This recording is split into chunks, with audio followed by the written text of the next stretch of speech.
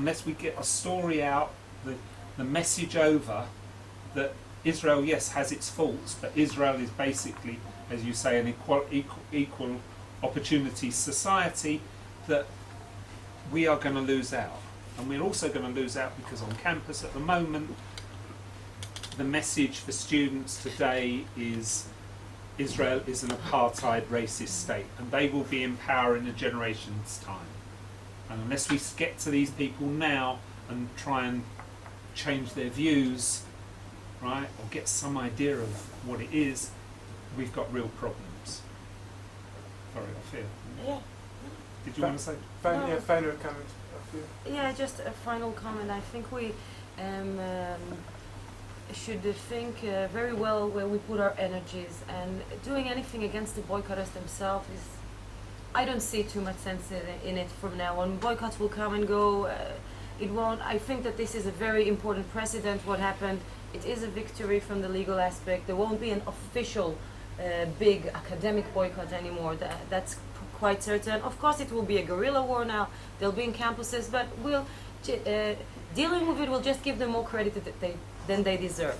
But what our plans are, together also with the Ministry of Foreign Affairs and the Ministry of Education and the government and the British government, which we have been talking to in the past few months very intensively, is to enhance scientific operations between both countries. And we're talking about practical ways of maybe reviving the binational fund. We hosted this week a group of, not the Russell group only, of Universities UK, UUK, which was a very successful trip.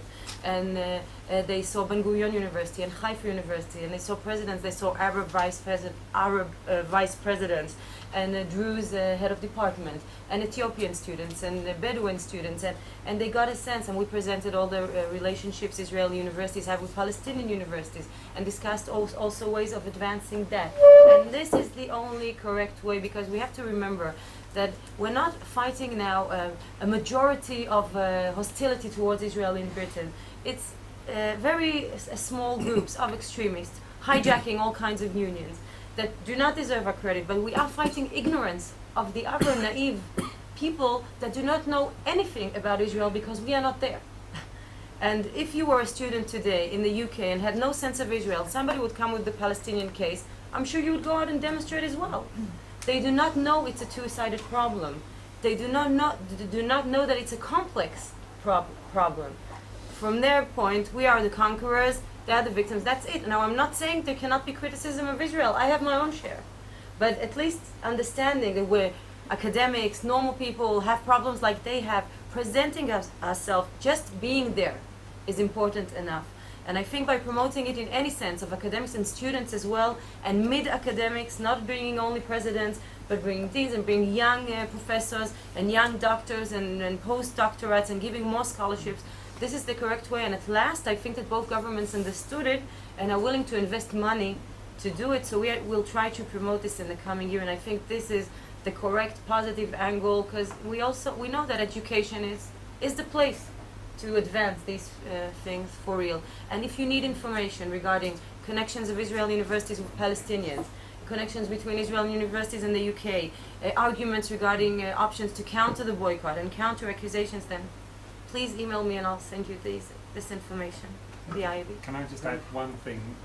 Ophir runs the IAB, which is Israel's coordinating committee.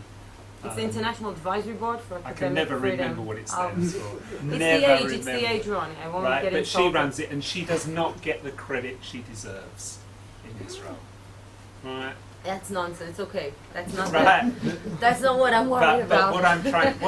what I'm trying to say is, it's been a joint. She's put a lot of work into it. I've put a lot in. Others have put a lot of work into it, and we've had an achievement. Although it, as I said in the beginning, it's really a non-event. Can I just finish with two facts that I've found in my trawling through the archives? It proves that nothing's new. 1931, the Arabs I think it was 31, the Arab merchants here in Palestine decided to boycott Jewish goods.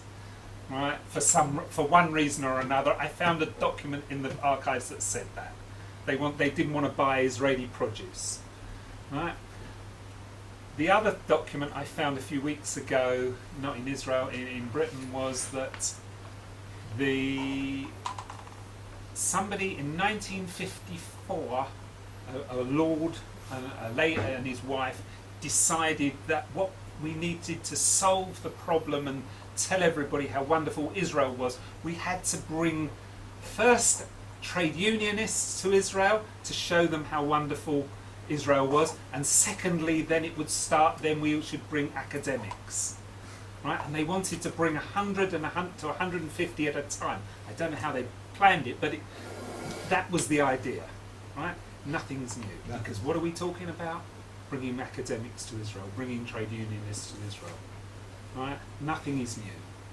Except that we're getting funds to do it this time. That's quite new. That's the new thing. Thank you very much.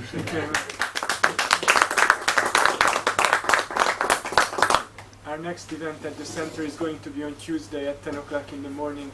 Simon Plasker, who is the managing director of Honest Reporting, the media watchdog, is going to come. So if you are interested to come, please let me know.